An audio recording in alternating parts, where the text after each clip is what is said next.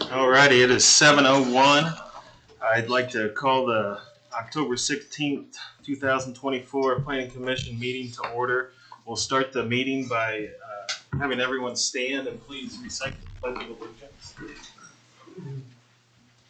I pledge allegiance to the flag of the United States of America and to the republic for which it stands, one nation, under God, indivisible, with liberty and justice for all.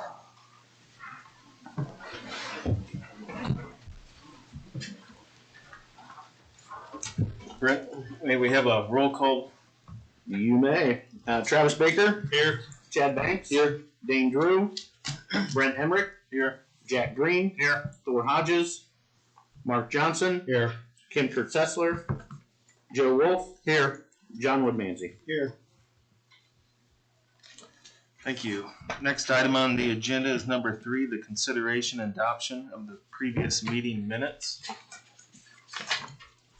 Did anybody find any errors or omissions?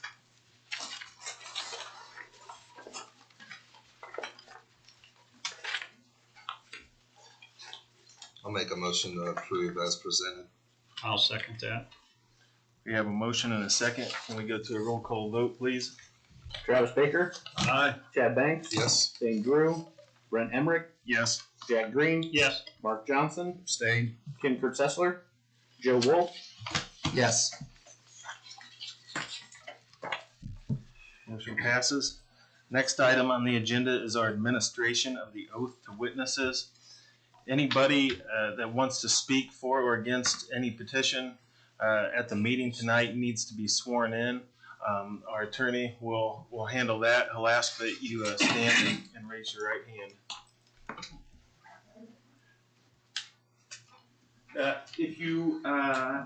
Do you swear or affirm that any statements you make tonight will be the truth? If so, say I do. Thank you. Thank you. Not seeing any old business, we will move to new business. And the first item on the agenda is 24 W Subdivision 16, called Bearz Blue Heaven. I'll turn it over to Nathan for a staff report, please. Thank you, Mr. President. So going to staff report. This is a primary plat. It's actually a replat proposed to be called Bearz Blue Heaven. The address in question is 7084 East Zolman Drive in Smith Township. It is comprised of lots 3 and 4 of Zolman's Edition, which was platted in 1980. Zoned LR like residential. What's being proposed is to reconfigure 2 lots, the 2 lots, 3 and 4, to shift the lot line in order to separate the residence from the barn that was constructed. And you can see where the current lot line is here in a second. Replatting is required due to the lot reconfiguration. There's a lot that we can do without the need for replatting, but in this case, because of what their intention is, it triggers the need for replatting. The table there, you can see the minimum requirements of the zoning code have been met. There is no dedicated right-of-way with this petition because that was previously dedicated with the original plat in 1980. Excuse me. So highlighted there in blue on the lower part of the screen are the 2 lots in question. Excuse me. 2 lots in question. It is 1 parcel, 2 platted lots, and you can see the dark green line that goes through the middle of the house when it was constructed. And we allow for buildings to cross lot lines when they're in common ownership. This is a ramification of that, though. If you want to break those 2 formerly separate lots apart, you're going to have to either tear down the structure or realign the lot lines, and that's what is being proposed tonight. So this is the proposed plat. Essentially, you can see the existing lot line that goes through the house here is now being shifted over here to align with the driveway. and the barn is farther there to the east, overlaid on top of the aerial for reference as well. Some technical things with the plat itself that I felt were probably significant enough to include as conditions. The labeling of the lot areas needs to be in square feet, since this is smaller than 80,000 square feet. That's per policy. They have it labeled in acres. The zoning requirements notation on the first page needs to be updated. There are a couple small errors in that. I do recommend, because of the fact that it looks like the driveway is intended to be shared, that the petitioner give thought to creating and recording some maintenance and usage covenants specific to that shared driveway. As you know, in our experience, shared driveways tend to have problems that crop up, so having clear maintenance and how that usage is to be shared is always advisable. If the petitioner plans on putting in a separate driveway, then that's a moot point. In the staff report, I mentioned that the overall name length is pretty long. The recorder said that the full name probably would not be indexed, it would be truncated. Given the uniqueness of it, there probably won't be a problem with duplication, so that's why I'm not putting it as a condition, but it is just a general recommendation for the petitioner. They may reconsider either shortening the name or renaming it somehow in order to get the full name to be recorded. But again, it's not a problem that's created, it's just something that's ease of future research. And then the fourth suggested condition is the standard delegation of secondary plat approval to staff, as we see for minor plats. So any questions for me at this point?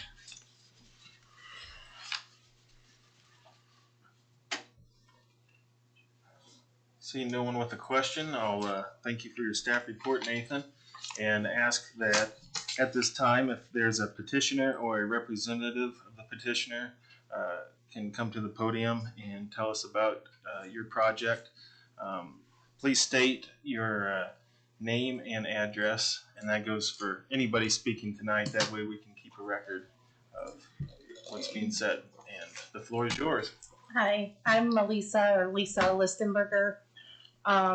We are doing this wanting to parcel off the house from the pole building so that we can sell the home with the 1.5 acres and just keep the pole building and 1/2 acre. We're just looking at downsizing some things in our lives. Some things have changed since we built the house in 2017, and this was going to be a forever property, but some things have changed with my husband's job situation and stuff like that, and so it's time to make some changes. So just looking to have less in our life, and that includes just wanting to downsize our property size and things like that. So I have been a realtor for 26 years, so obviously the stuff that you talk about with the driveway, our intention was some type of a shared drive easement. Also, there is a thought that with leaving the front yard with the house, because that originally was part of the lot that went with the pole building, with the cul-de-sac being there, our thought was probably it might make more sense to have the driveway for the house go through the front yard to the cul-de-sac. That would eliminate the need for a shared drive easement as well. So that's something that could eliminate that whole situation for the shared drive easement. The Zolman Drive itself is a county-owned, county-platted road, but it's never been put in by the county, and all of the people who own on Zolman Drive are supposed to maintain that road. So basically from like the curve back on Zolman Drive, my husband and I have been maintaining that as it is. So there's supposed to be someone else building across, so you know there'll be more people sharing the maintenance of that. So, but that is our whole intention with this project and why we're wanting to separate this off. Thank you. Does the commission have any questions for the petitioner? All right, thank you. I'll open the podium up now to anyone else in the audience that wants to speak for or against this petition. Seeing no one, I'll close the public comment and turn it over to the favor of the commission.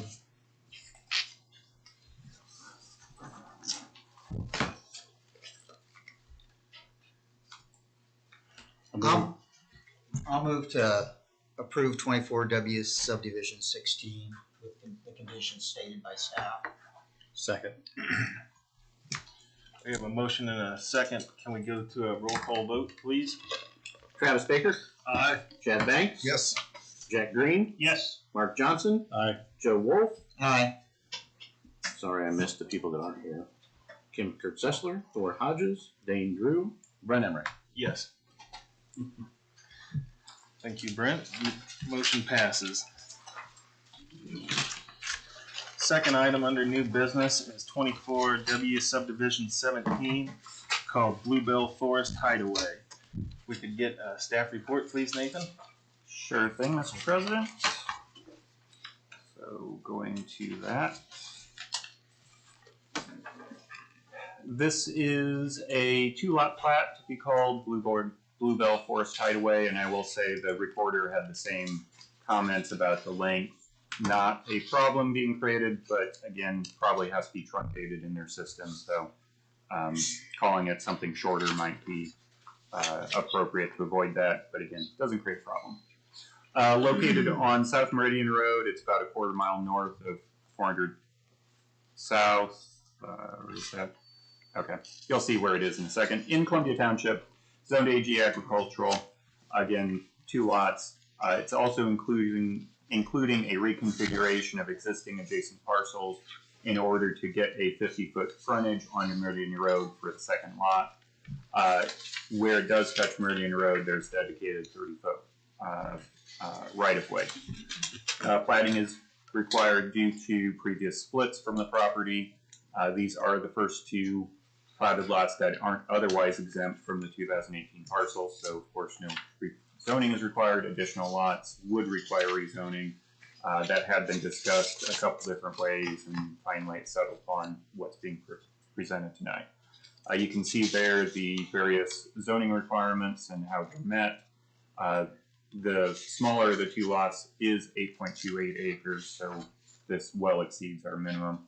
However, when you read through the staff report, there is some concerns brought up by both the county engineer and soil and water about the wetlands and potential soil limiting the amount of area that can be actually built on the northern lot.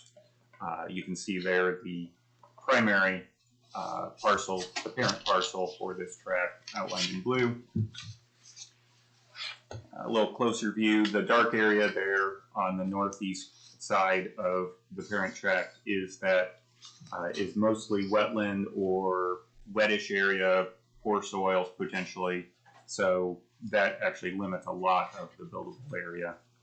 Still probably sufficient to build on. Well, definitely still sufficient to build on. You just have to be aware that a lot of the area of that 13 acres is not really buildable, suitable for building.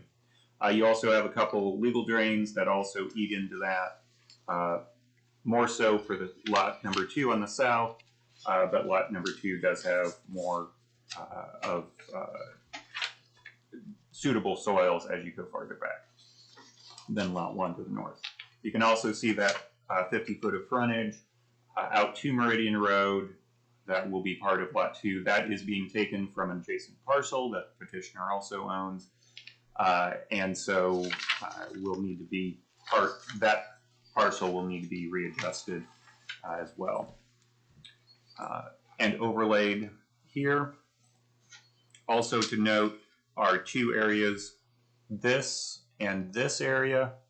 Those 2 are part of the parent tract, but they're not being platted. They are being added to the adjacent 2 parcels there and there that are owned by the petitioner, I believe by his son. And so as one of the requirements one of the conditions of approval, number 2, that those two pieces be combined with the adjacent tracts in order to make them one, rather than landlocked leftover remainders. Otherwise, the suggested conditions are standard: 2 septic sites and that secondary plat approval be delegated to staff. As I said, there are a few more notes from the reviewing agency. I believe we gave you copies of the town engineer's letter and from Soil and Water, since they were a little bit more detailed than usual. So hopefully you've had a chance to read those. Otherwise, any questions for me at this point?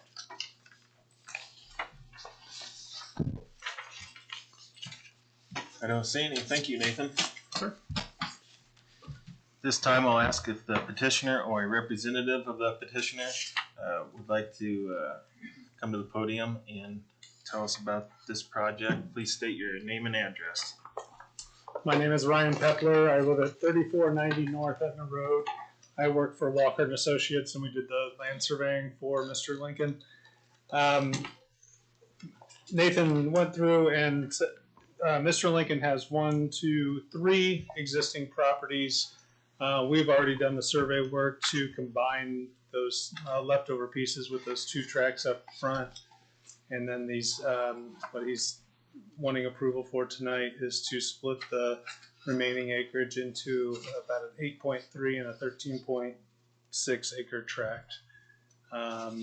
Building sites would be near, or for lot number 2 would be either in the rear or up in front of that legal drain easement going through there. And then building sites for lot number 1 would be outside of that wetland area, down or up or down towards the southwest or west part of the property. There's pretty good hill down in that southwest portion that would overlook that wetland area. And I believe we got good approval from the health department already for soil, for soils on, or for septic locations for those also.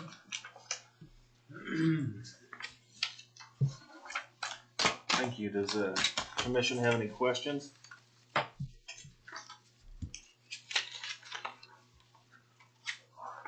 Thank you. Thank you. At this time, I'll open the podium up to the public. You can speak for or against this petition.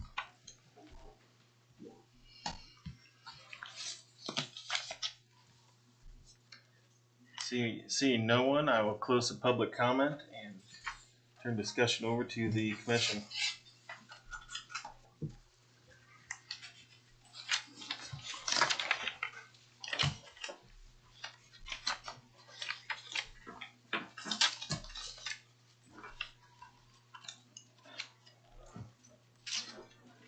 I'd make a motion that we approve 24W Subdivision 17. Second. Second. We have a motion and a second.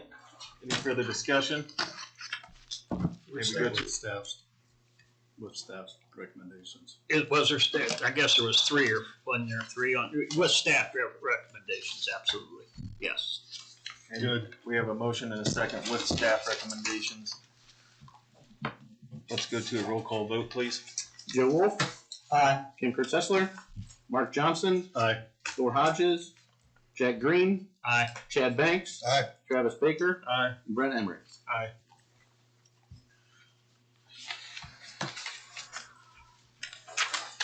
Next item under new business, number 3, 24W rezone 4, Rife rezoning. May we have a staff report, please, Nathan? Sure can. So I will say you have 2 petitions from the same petitioner for 2 separate properties, both located in Cleveland Township, and the petitioner opted to do that for various reasons.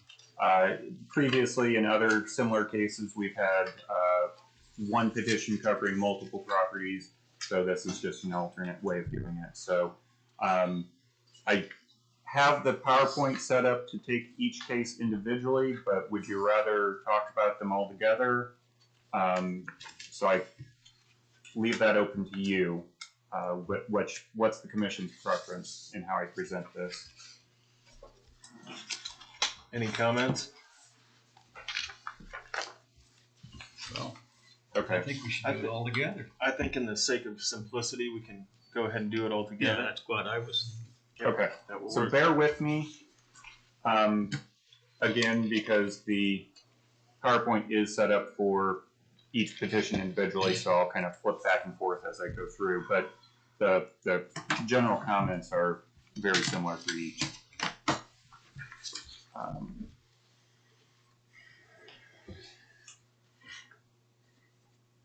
So as we go through this then, the first parcel is 80 acres, again zoned AG agricultural, being requested to go to AGP, agricultural production. It's primarily used for fields, about 20 acres of which is wooded. This site is intended, as I understand it, to be the location of a Class 3 CFO, which, as you know, Class 3 CFOs require both AGP zoning and a special exception. And then you can see there the surrounding land uses. This is the aerial view of this site. There are some homes, particularly one immediately south of the parcel right here, and then you have a couple a little bit farther east and one catty corner to the northwest and two farther to the west there. A little closer view as we need it. The zoning map, virtually everything, actually everything in this view around it is zoned AG agricultural. Future land use, future character and land use map, and then for Cleveland Township, this site is highlighted there in red. So going on to the second property, it is 3 parcels that total almost, but not quite, 180 acres, also zoned AG agricultural. This is located a little bit farther south on 1000 South, about a half mile east of 850 West. I believe in the written staff report there's a typo that says 650, this is 850. It too is mostly agricultural fields. About 8 acres is wooded. There are a couple legal drains that go through it. As I, again, understand it from the petitioner, the intention with this, as we've seen with others, is to establish this as AGP, primarily for the benefits of saying this is agricultural in the zoning code, but it could also serve as an alternate location for the proposed Class 3 CFO if the other site is not suitable, and they would look to locate it here.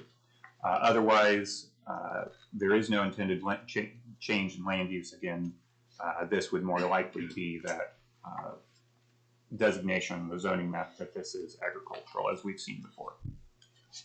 You can see the surrounding land uses there and zonings. Notably, there is a small bit of industrial to the northeast of the site, which you'll see on the zoning map in a second, and that's related to a meat processing plant that was rezoned a couple of years ago, you may remember. So outlined in blue then are the 3 parcels of this 180 acre piece. You do have some homes fairly close, one right here in this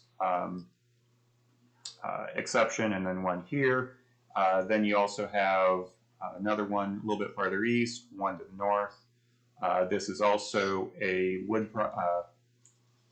lumber products processing plant. I believe they make pallets here. The meat processing plant is here, and a small hog barn is located here. And then you have farms and other residences as you go farther west along 1000 South. Zoning map, again, is primarily AG agricultural currently, with that small bit of industrial right here. Going to the comprehensive plan, land use map, a little bit farther south, but again, the overall future character and land use that's called out, the character type is rural agricultural, and we've seen this many times. I don't think I need to go through this too much, but the rural agricultural is intended for some residential growth, some residences, but primarily agricultural, and also some more intense agricultural. So when you look at that, the intentions behind this, you can see the primary and secondary uses that are outlined in that character description. Some larger CFOs should be expected in well-located sites, I believe is what it calls out in the text. And then the AGP versus AG district intents. AG should allow farm and residential uses to coincide in appropriate rural areas. AGP should maintain large undeveloped areas for productive agricultural uses and intense agricultural related uses. Again, these are 80 acres and 180 acre sites. So these are relatively large and historically very have had agricultural uses. And again, one is being proposed for a CFO. Again, for references, the permitted uses that are allowed in AG and AGP. AGP does allow for a smaller palette of permitted uses than AG, primarily dealing with agricultural uses, not so much some of the extraneous ones, especially as you look at special exceptions. The large number of special exception businesses in AG are not even permissible in AGP. Definitely setting the agricultural uses foremost in the uses that are allowed. Going to the rezoning criteria, the comprehensive plan does seem to be met. The proposal does seem to fall in line with the recommendations of the comp plan, particularly the future land use map. Conditions and character, each one's a little different, but as I said, you have some residences in the area. The larger site does have a couple businesses also in the vicinity. Most desirable land use, these both have long histories of being used for agriculture, so I would say that desirability is probably established, but whether it's suitable for more intense, potentially agriculture, that's the question that is before you. Conservation of property values generally throughout the jurisdiction. The location here probably would not have great impact on property values throughout the jurisdiction, perhaps in the immediate vicinity, but again, more broadly speaking. Responsible development and growth. This does not seem to be an area that would be poised for other types of development, be it residential or industrial. We don't have public sewer or water down here. So some sort of lower intensity uses, be it agriculture of any intensity, smaller residential or something, might be appropriate in terms of growth and development. And again, this rezoning likely lines up with that. And finally, public health, safety, and welfare. You can read through what I've said there in the notes. So, any questions for me on either of the properties or any of the other comments?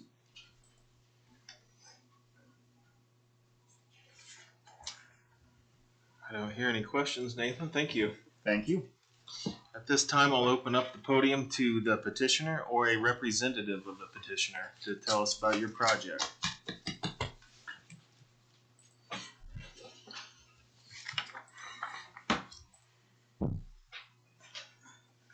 Thank you. Please state your name and address to you. My name is Doug Wright, 6035 North Etna Road, Columbia City.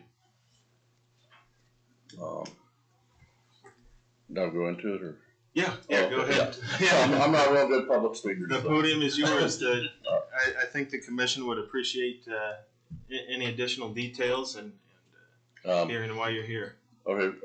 Well, we were looking at putting up a fine well on one property. The last property, we're not really. We're rezoning. Just there is no other intended use for that. The first property, the 80 acres. We were looking at having it rezoned so that we could put hog facilities on, confined feeding facilities on it. And we picked that site basically because it was back a lane, if you've been out in that area, you really can't. I mean, when the leaves are on, you can, I'm not gonna lie, you can see it a little bit if you look through a little opening in the one trees, and then, like this time of the year, you'd be able to see it. It's at least an 80-acre property off of the closest road to the west. It'd actually be back in the, if you look at the map, back in the L shape, the backwards L, it'd be back there on that. Just go a little bit farther up, right in. Yeah, basically from that front woods there, it'd be 140 feet would be the front of the buildings, and then it'd go back from there, and then so it would be, hidden from the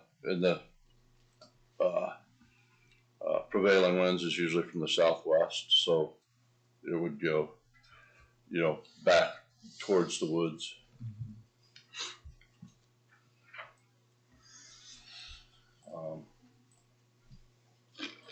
All manure would be knifed in. I don't know. Questions for me? Or is there? So you're stating that the 180-acre parcel is where you want to put the barn. The other ones you're just doing because you'd rather have them AGP as AG. Yes, sir. Okay.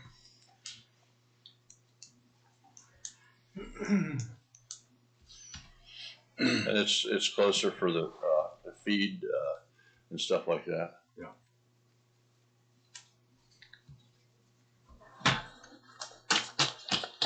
Any other questions for the petitioner?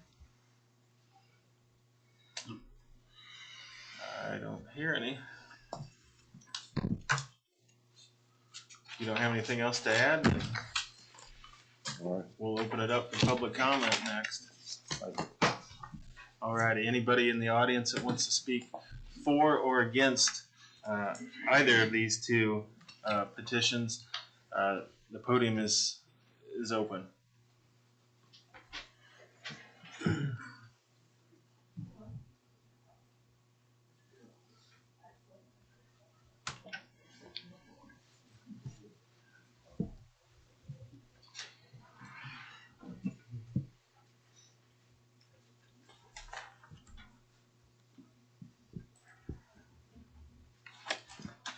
I'm Kathleen Hicks, and I live just across from it, probably the closest.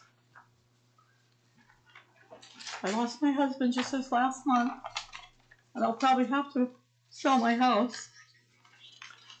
And I feel like this here will drop the value on it, and that's all that I have. I was kind of confused yesterday. I just happened to go to the courthouse in the morning about 11 o'clock and overheard a conversation about this, what we're talking about now. Two guys were talking. They had something that appeared to be like a abstract that they were looking at, figuring out footage and stuff like that. And I was just going to do my taxes, but I went the wrong direction. And then they were talking about, well, it's too close to that house, which is, I'm sure it was my house. And I don't want to be eavesdropping, but it's like, well, it's just right there. So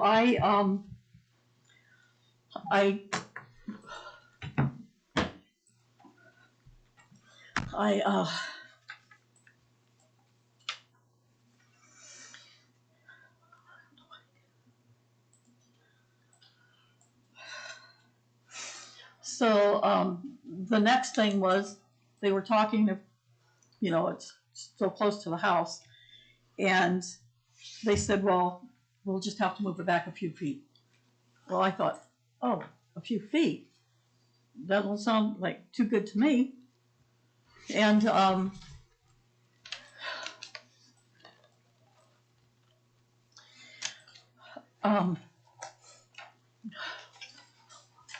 So then today, about 11 o'clock, I saw what I believe to be a backhoe. The backhoe came in, and it went over there, and it worked from close to 11 o'clock till shortly after 4 today, removing the stuff around. I was just alluding that it's that close, but they can just move it a few feet and make it right. So that's all I got to say. If I may address the board. This is my mother, Kathy. My name's Rick Hicks. I live at 8785 West, 400 South. What our concerns are, as I say, is a possible decrease in property value due to possible air pollution, the smell. There is a stream that goes through there, freshwater contamination. He'd said about knifing the waste in. I know that there's a place to the north, property to the north, they have an above ground septic, which leads me to believe that possibly there might be a issue as far as leaching for septic system or waste, or if that would possibly get into the creek, or if it would possibly get into contaminant drinking water. Also, I was concerned with if there's this level of a feeding operation, it's going to require watering of whatever type animal this is, which could possibly drain the water table and affect wells of the citizens in the area as well. So I'd like to urge the board to take consideration of maybe possibly having some kind of a economic study, not economic, but an environmental study to see how it's going to affect air pollution, ground pollution, water pollution, the water table, economics. We had another neighbor there who recently passed away, just to the south of my parents' place. They're going to be selling theirs, and a large-scale operation like this could possibly hurt their values, their property value as well.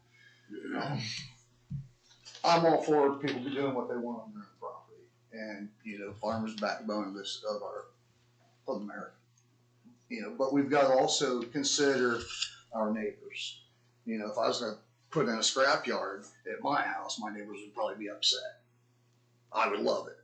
So I got to think about our neighbors, and I would hope that he would also consider that, and the board would also consider that as well. Do you have anything to add to that? No. Thank you.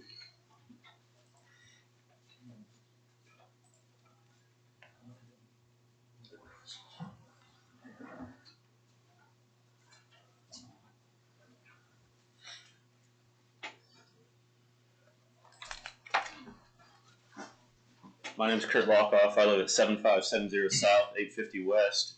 You can see me, the northern part of their property line. If you go directly to the left, we got like a 6-acre little house over there. This is my primary residence. I've got 3 young boys that go to this school system.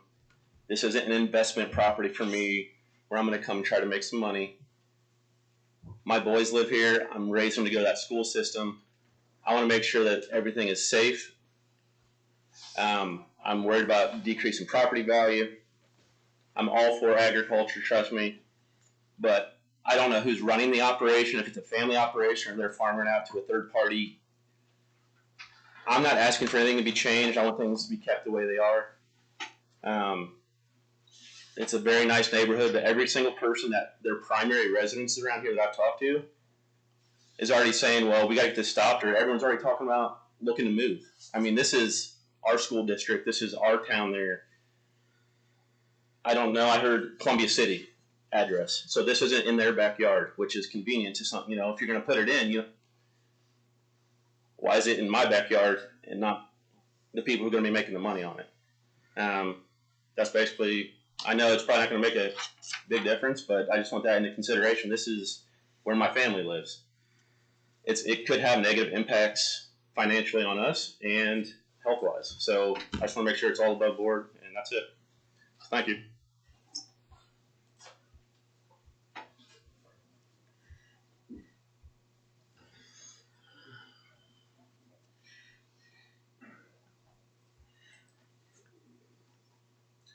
My name is Matthew Meyer. I live at 7050 South, 850 West.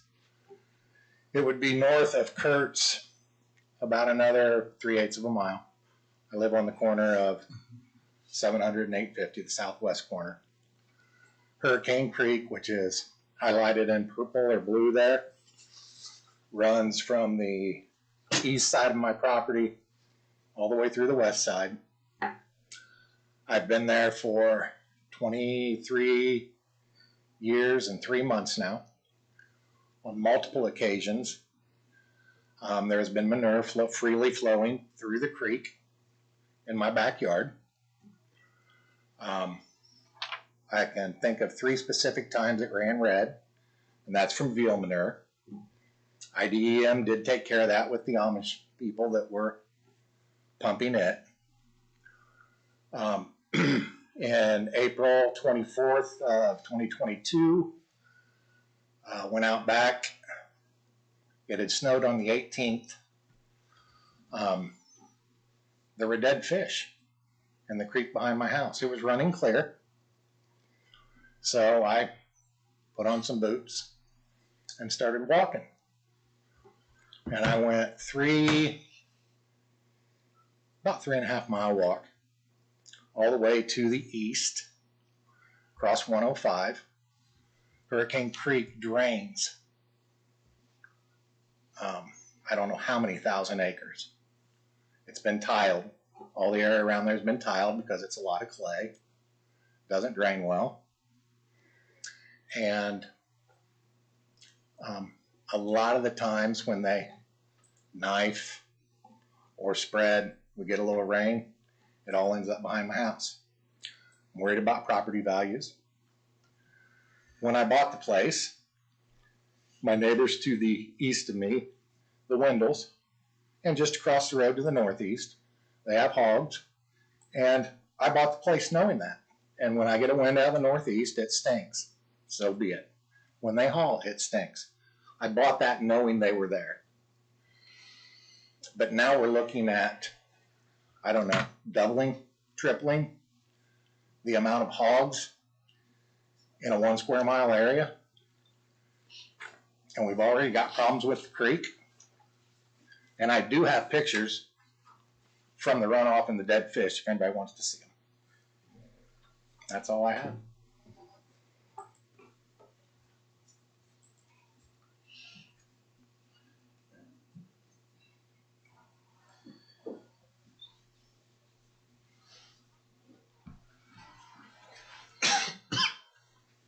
My name is Brad Coble. I live at 7427 South, 850 West.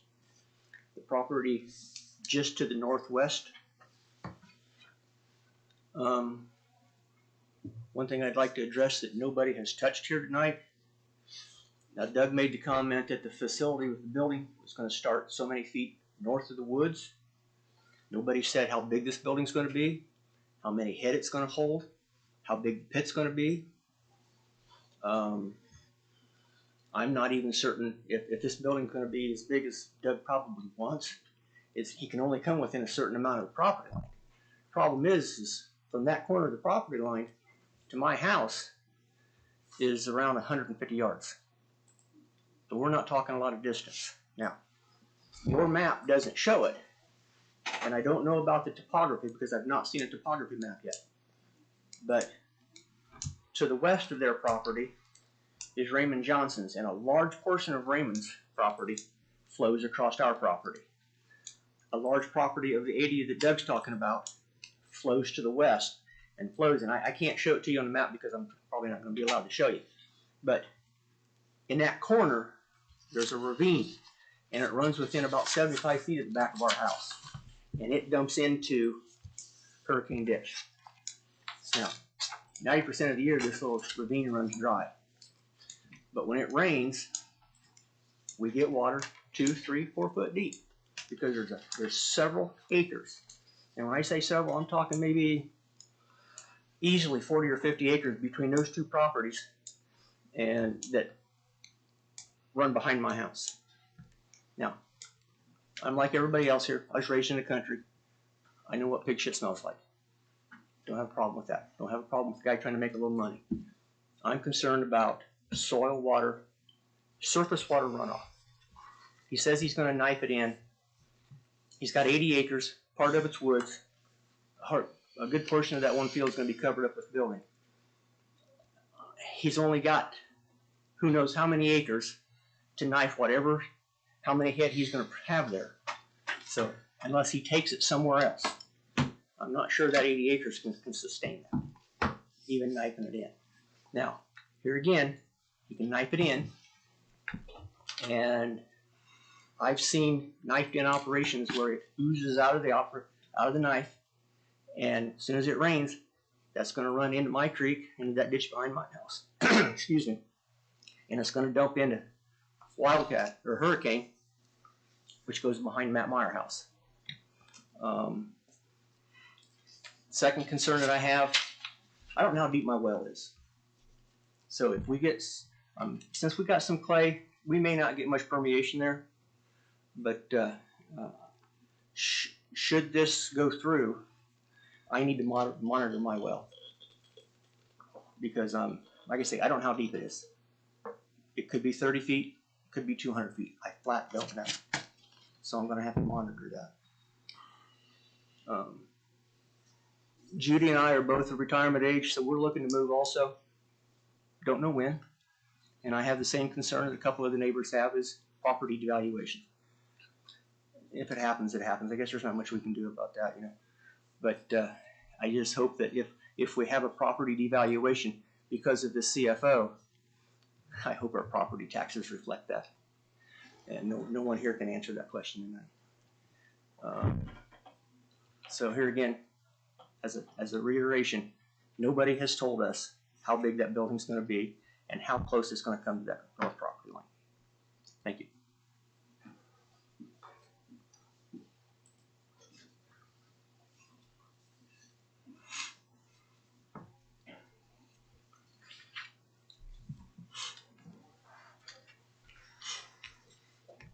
Anyone else for or against these two petitions?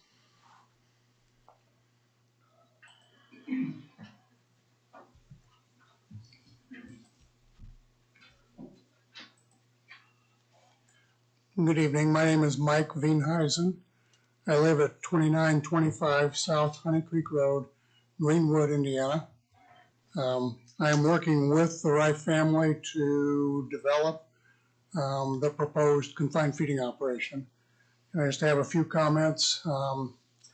Doug Wright pointed out to you the location of the building, 140 feet north of the one wooded parcel there. And then the building will be roughly 400 feet. So you look at that 80-acre parcel, and there's a reference to how close it is to property lines, how close it is to the residences in the area, and generally speaking, it will, well, the requirements both in Whitley County and the Indiana Department of Environmental Management is at least 100 feet from a property line. This barn will be well in excess of that. It's a two-building site, and the width of the site will be roughly about 270 feet. So the footprint on that 80 acres will be roughly 270 feet wide by 400 feet long. And so you look at that map, and it will extend roughly up to the south edge of that other wooded parcel in the northeast corner of the property. IDM has a requirement of at least 300 feet, as well as Whitley County, to surface water and water resources. This barn will be in excess of 500 feet, 550 feet to Hurricane Creek. The topography in that site is relatively level. In the area where the buildings are going to be, The topography for the buildings, the site changes by about 2 to 3 feet. And then there is some drainage to the south towards that wooded parcel and some topographic relief to the north. All of this manure will be stored in a below building concrete manure storage, which meets both the Indiana Department of Environmental Management's design standards and the Natural Resource Conservation Services standards. That is the core standard for concrete design for the state of Indiana. And so a reference to the 8 acres, there's clearly not 80 acres of tillable ground there. This site will require roughly 400 to 500 acres to utilize the manure. The manure will be used as a soil amendment crop fertilizer and will be applied in place of commercial fertilizers with the true benefits of livestock manures in improving the soil till, water holding capacity, and incorporation and injection of that manure will reduce potential emissions and will retain that in the soil profile. And so some very positive things about this site. You'll also note that in this site, it is bordered by tree lines and wooded areas. And so I'm open to any questions that you may have regarding the proposed use for this site. Thank you.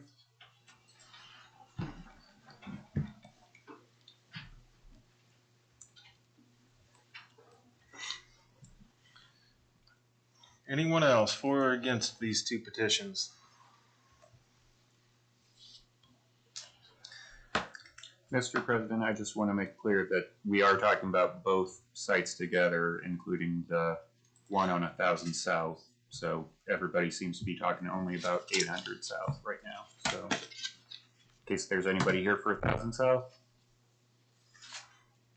Okay, I asked. Yeah.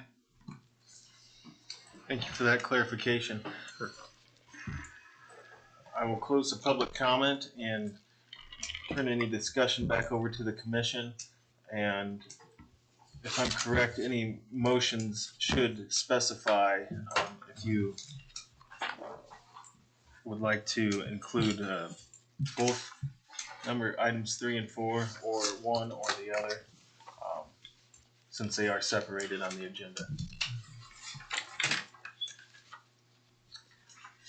Nathan, just for reference, with the proposed location, what is the footage to each residence around that area? Because you have to be, if I'm right, 600 feet or just over that? Correct. Local zoning code requires 660 feet from the facilities, so the actual structures, to any off-site residence. And I don't know, I don't think I have them all here, but, and I have the topography layer on as well, since there was a mention about what the topography is.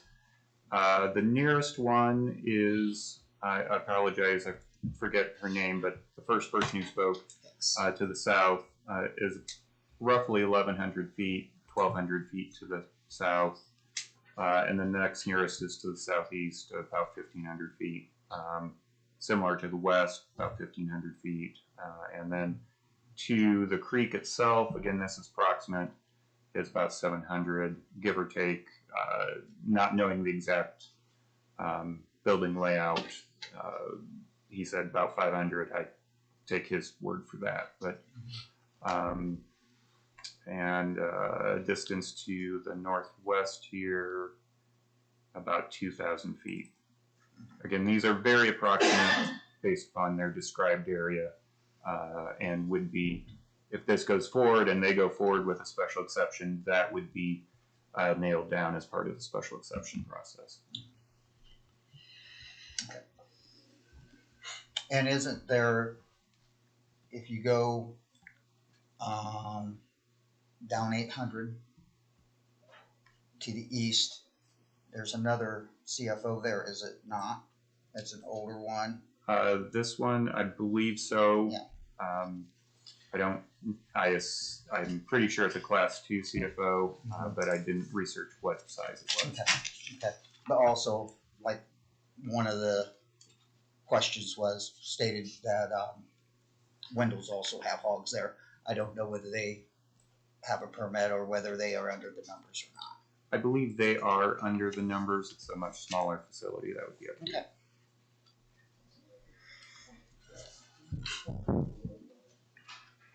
To the right. Right there, and then down to the right. Here. Okay. Yeah. And then Right there. this one too? Yes. Okay. And also this one. Okay, that's all I got. Thank you. Okay, thank you. Can you back up one page? Fred, you can back up a page, please? The one with red, one that had the red one.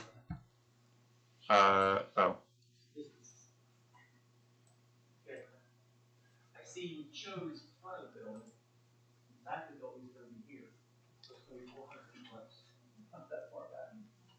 It won't be that far back. Well, you're saying 140 feet starts here. No, 140 feet from that line. Right, see the front edge of this, when you said that, the front edge of this is right about, there is the back of the wall. Here's the front edge, here. You're telling me from this to here, here's 140 feet.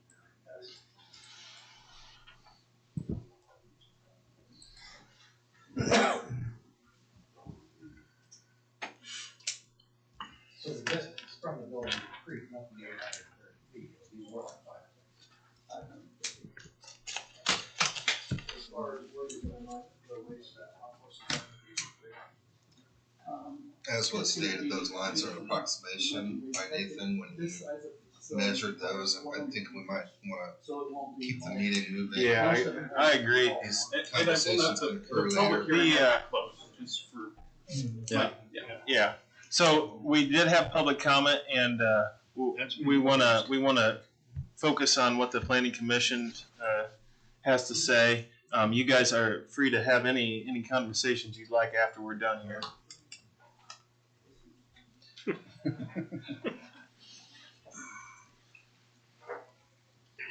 I think we've heard a lot of great comments tonight. I think there's a lot of valid concerns. There's good reason for the conversation, but I think that we have to remember too that we're here tonight for a request for rezoning. There's IDEM permits for CFOs. There's special exceptions still at the BZA, and I'm prepared to make a motion if the board is finished with any discussion. I would make a motion to approve the rezoning request for 4 and 5 with the staff recommendations and secondary approval to staff. Point of clarification, that's 3 and 4 on the agenda. Is it 3 and 4? Yeah, it's docket items 4 and 5. Rezone 4 and 5. Okay. 4 and 5. So, yeah, further clarification, the options are favorable recommendation to the commissioners, unfavorable or no recommendation. So favorable recommendation. Thank you. I'll second that. Second by Joe. We do have a motion and a second for a favorable recommendation. May we go to a roll call vote, please? Joe Wolf. Aye. Kim Kurtz-Seslar. Mark Johnson. Aye. Thor Hodges. Jack Green. Aye. Dane Drew. Chad Banks. Aye. Travis Baker. Aye. Brent Emerick. Aye. I believe we will get this certified, both items certified, and to the county commissioners for the first meeting in November, which will be November 4th. Their meeting next week, we won't be able to get on their agenda. The deadline's already passed, so it'll be the first meeting in November. Thank you, Nathan. Moving on to other business, we've been working through some potential zoning code changes concerning shooting ranges in the county, and I'd like to turn the turn the floor over to Nathan to discuss some things that he's been working on and some amendments that we asked him to put together in a draft. So I'll turn it over to you. Thank you again, Mr. President. So tonight is basically a status update. The code changes are very much still in progress. I'll note a couple places where I'm still very much working on exactly the language, but wanted to give you an update as to what's the current status and how I'm working based upon what you'd given me comments on at the last meeting. So going through that, and the reason you got this, I was working on this up until just a few hours ago before the meeting. So the paper copy you have there is the most current version available. But what's on the screen is a highlight. And this is just, again, a reminder of what we're doing with this to provide minimum necessary regulations to establish safe shooting ranges, indoor and outdoor, and to permit hunting and private shooting as the case may be. The objectives to deal with the location and create some minimum development standards. Going to more of the specifics of what's been edited. As requested, I am adding many more definitions specific to shooting ranges, and you can see there on first page of the draft, adding a definition of what is a backstop, what is a baffle, what is a berm in terms of shooting range. Berm can be used elsewhere for buffering and other terms, but in this case specific to shooting range. What is a firing distance? What's a firing line, shooting range? What I've done with that definition is break out shooting range generally, and then having shooting range indoor and outdoor further defined. The reason for that is it lends itself to being able to apply more generally if you just say shooting range, and more specifically if you say one or the other. So there was some logic to that. Reworking as well, the shooting range outdoor had several different exceptions to that, and what I've done is take those exceptions, which were game and general hunting, the unorganized discharging of firearms, and so on, and move them to an incidental shooting category rather than saying that they are exceptions to the outdoor range. And the reason for that is by calling them incidental and giving them a place, we can deal with them directly rather than in a roundabout way by an exception out of what that definition is, if that makes sense. Similarly, creating an accessory shooting range for those ranges that would be accessory to government facilities, industries, and potentially others. Putting it into its own category, its own section. If we need to, we can deal with specific standards for those, separate from other shooting ranges more generally. So some kind of technical stuff there. Largely substance is still the same, but I think overall that will help the longevity of those definitions. And I still have more definitions to add beyond just those. Those were definitely the ones that were big ones, but there are other ones that we should also add. Perhaps even a definition of what is ammunition, what is a firearm, and so on. If we think that's necessary as we go through the legal review. Going on then, didn't change much with the indoor shooting ranges other than to add a general reference to the NRA range source book, which we have a hard copy of here, and you guys all should have gotten a link to the soft copy as well. So that basically says unless there's a more restrictive standard in our code or elsewhere, the guidelines of the range source book should be followed. For outdoor ranges, same language. However, based on our discussions, I believe we want to have a few more specific standards for outdoor ranges than just simply saying everything's from the range source book. And so to that end, what I've done is include some standards for berms, stating that there would be 3 sides of berms required, a 4th side, so essentially behind the firing line, would be optional. Based upon the NRA source book, those berms all need to be at least 8 feet in height, and there's a stipulation as how that is measured, basically the elevation of the firing line plus 8 feet. In case it slopes down or up or whatever, you always measure those elevations from the firing line. Backstops, which is the side opposite the firing line, so the target line would be in front of the backstop. Could be a berm, could be a constructed facility, and that's one piece that I'm still in progress trying to put into words what that looks like and how that's regulated. That height would be variable depending on the range type and length. Those are discussed in the NRA range source book, but they're not really specified. It just says that berms or backstops are up to 20 feet in height, depending upon type of range and size of range.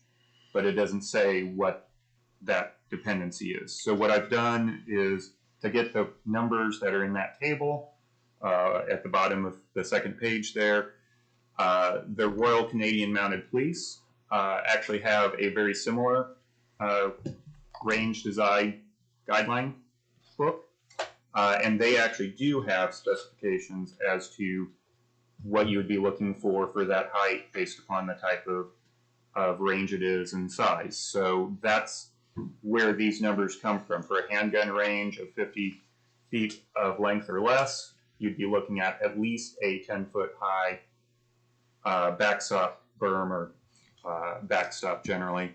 If you have a handgun range that's 150 feet long or more, or a rifle range that's 300 feet or more long, you'd be looking at least a 20-foot high berm as well. And applying those numbers to our 3 subject ranges in the county, they seem to line up fairly well, actually. And the Conservation Club is rather long. It's a little over 300 feet. They don't have a berm that's 20 feet tall, but they do have a backstop shelter around their target line that is that 20 feet. Their actual berm is about 14 feet tall.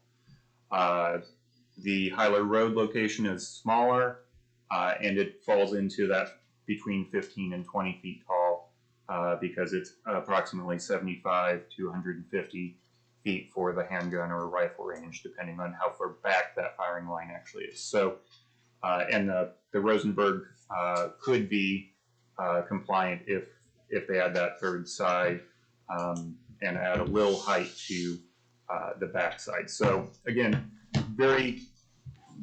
it felt like these were very practical, very in line with what we're already seeing. So I felt comfortable putting these in here to help fill in that gap that the NRA book just said it depends. So, so that's probably the largest meaty piece. The baffles that I understand are requested and the comment was made, and I think this is kind of summarizes where I'm going with this. Last time, the goal is to keep projectiles on the site, on the range, rather than to try and keep the range away from things. You just want to set it up so that you keep everything on internal on the site. Baffles then are going to need to be part of anything. That is something that I'm still trying to work out what those standards would be based upon both the Canadian standards and the NRA standards. For noise mitigation, there are placement of baffles that are specific for noise mitigation, intended for noise mitigation, and then there's placement of baffles for projectile containment. I will say, and this might be something that we investigate, and I'll bring it up to the committee when we meet in a couple weeks, or maybe even next week. There is potential Using baffles, using the idea of containment, you reduce the need for separation. So other uses could be relatively close. Again, you don't want them super close because of the noise, and still there is a bit of safety. So the setbacks that I have there, the 500 feet, 300 feet, 50, and so on, those are carryover. I didn't change anything, but I did remove the downrange expanded safety piece. So the other option would be to, in lieu of baffles, you have expanded setbacks, the downrange idea, and so on. So I don't know if that's really in line with what you're thinking, but it might give some options for rangers to say, hey, we have nobody around us that can hear us, be within the total effective distance of any of the ammunition we have. Could we reduce our cost because we're so far away? So I want to put that out there, but I'm not really pushing it either, because you were very clear that you wanted to have containment be the primary goal. Also added some standards as I looked through both guidebooks.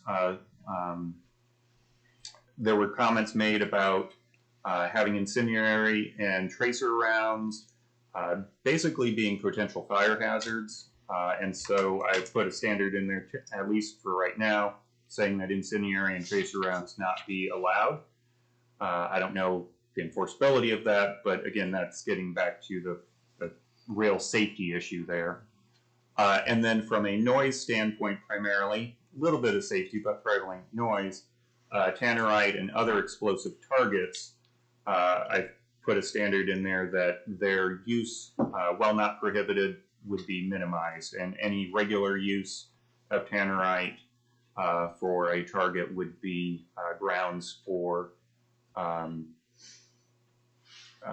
being a noise disturbance and subject to the noise provisions of the performance standards in the zoning code. So tannerite's the really loud explosive targets. When you hit it, it's very noisy. Again, sometimes that might be allowed, might be okay, but regular use on an open range probably would be something that we wouldn't want to have happen. So I think if we say it shouldn't happen regularly, otherwise it's a noise violation, it might be a way of handling it. That covers pretty much all of the different changes. Feel like I hope I'm kind of going in the direction that you guys were thinking. And if you see anything that you feel isn't right, let me know here. Otherwise, I'll continue to flesh this out and, like I said, meet with the committee. Depending on what the committee feels, where we stand, we may advertise this for public hearing at the November meeting. We may still have another month of updates and in-progress drafts, but we are still looking at public hearing either in November or December. I feel very comfortable about one of those. Excellent. So, thoughts for me? Okay. Sounds good. Any other discussion on this from the commission? I don't hear any. Okay, well, I appreciate that. See no other business on the agenda. We stand adjourned. Question. And Jackie said I